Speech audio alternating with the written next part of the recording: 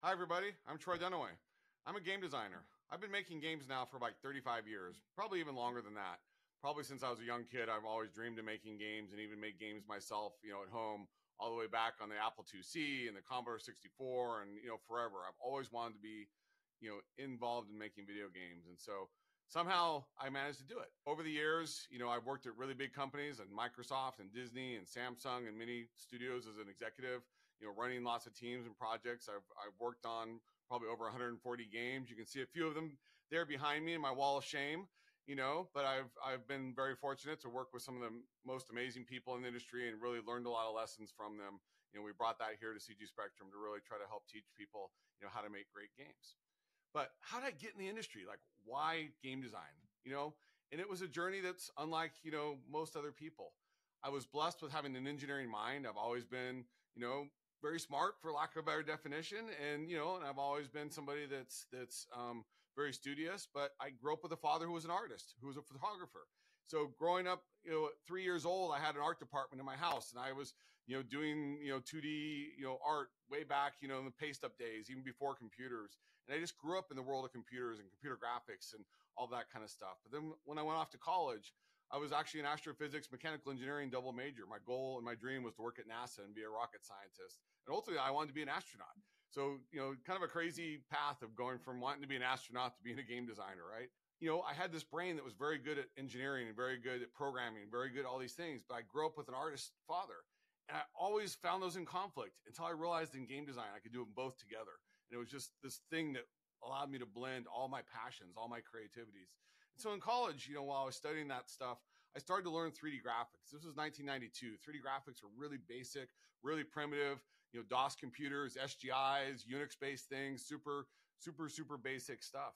And a friend of mine called me, and he was working with this guy named James Cameron. So a few of you might know him. And, I got lucky to get a call from Jim, and I got a chance to go work with Jim for a little while and got to learn a lot of the 3D graphics and build early visual effects. And so I spent about 5 years making movies. And, I learned and honed and really working as an artist. But you had to be technical. You had to know how to program. And my physics background allowed me to, say, program a particle system and do things that they didn't have commercial software to do back then. So I had to have that engineering mind and that artist, brain to kind of go and mix those together, since I was very young. And so I started just kind of on this journey of really doing technical art, for lack of a better definition. But we didn't have that even as a job description, and we just were artists. As I got into, more and more of the visual effects, I wanted to be more creative. I really wanted to be James Cameron. I wanted to do that. I didn't want to be working for somebody like that.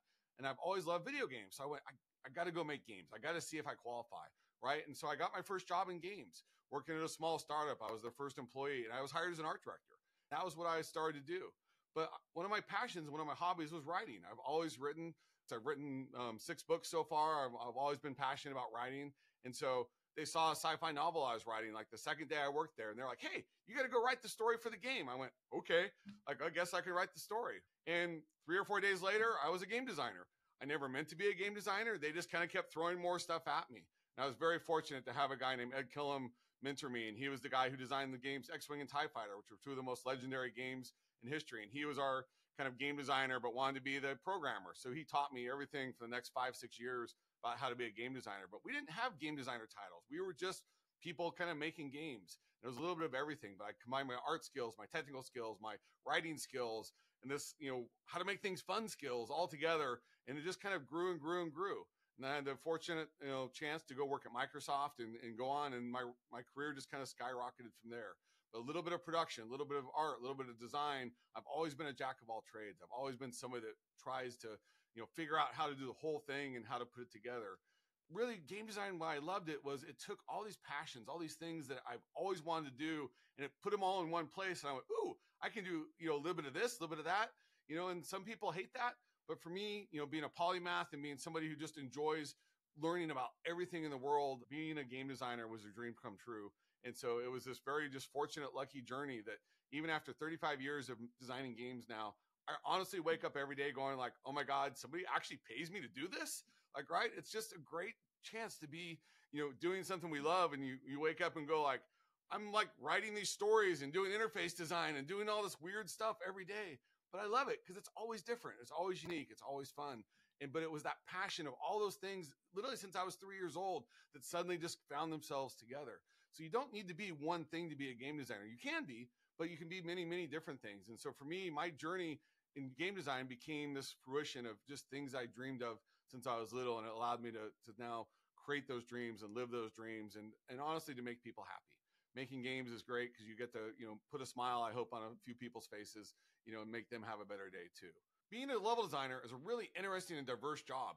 It's really interesting because you have to know so many different things about so many different things. And it's like, what do I know? What do I don't know? And so it's both technical, it's creative. There's a little bit of art, there's a little bit of science, there's a little bit of kind of everything to be a level designer. You're that final assembly point where everything kind of comes in.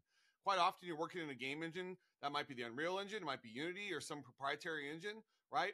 And you think about it, there's an artist who's going to make you some Lego bricks, right? They're going to make you some houses, some trees, some things like that. You've got to assemble that and you've got to put it all together. You got to know how to be kind of technical. How do you script something?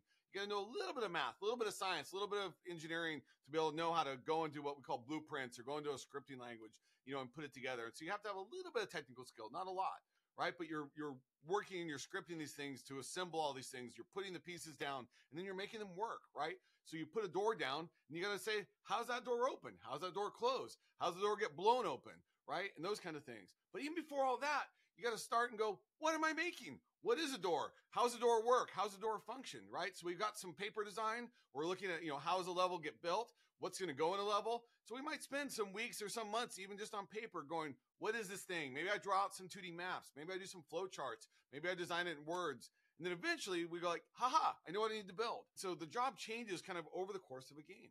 So then we build our level. We assemble all that stuff. We do the fun part where we're putting it all together. We're building these cool environments and these great places that make them really fun. We're throwing in enemies. We're making combat. We're making dialogue systems, conversations. Every day is different, right? We're doing lots and lots of different things in there. And then we get that first pass and we go like, is this right? Then we just play test the hell out of it over and over and over and over again. We keep play testing, iterating, trying to change it and fix it and make it way, way better. And that's the thing is you can't ever get it right on paper. You're never going to get it right the first time. So the key to being a great level designer is really knowing how to iterate on your stuff and see how players play it, see how you play it, see what's fun. You got to kind of touch it and feel it and test it. But that's the life of a level designer. And it's just this amazing opportunity to really put it all together and see it all come together and see these worlds and these new, universes grow and take your imagination and put it onto the screen. And that's one of the funnest jobs in the whole world. So you might ask yourself, do I want to be a level designer? Do I want to be a game designer? Like, right? What is that? Do I have the right skill sets? And really anybody can do it, right? It doesn't mean you have to be an artist. You don't have to be a programmer. You don't have to be super technical. You need to be curious. You need to be somebody who can look at something and go like, how does that work? How does that function? How is that going to, operate? And so really be able to think critically, to really understand and analyze and break things down and dissect them is really important. But you got to be kind of a jack of all trades. You don't have to be necessarily master of any one thing. You don't have to be an uber artist or, again, program in C or some programming language that's really complex. But you need to have a little bit of everything. So you got to be somebody who really wants to learn. If you're not liking to learn, don't be a level designer, right? Because you got to learn about just a little bit of everything. And so if you're curious, if you're passionate, if you want to know how to make something look good, how to make it fun, that's really, really hard. That's actually the hardest part. How do you make it fun? That's really arbitrary, right? What I think is fun and what you think is fun is very different. So that's actually one of the hardest parts of being a designer. But if you play games, if you love games, if you're passionate about it, go into and figure out if a level designer job is right for you. But be that person that's curious. Be that person that's a forever learner. Be that person that you're going to go in there and want to learn about all these different things. And if you like that, if that makes you passionate, if that excites you in the morning, if you want to get up every day and learn something new, level design is really going to make you excited. So that's me. That was my journey and how I got into games.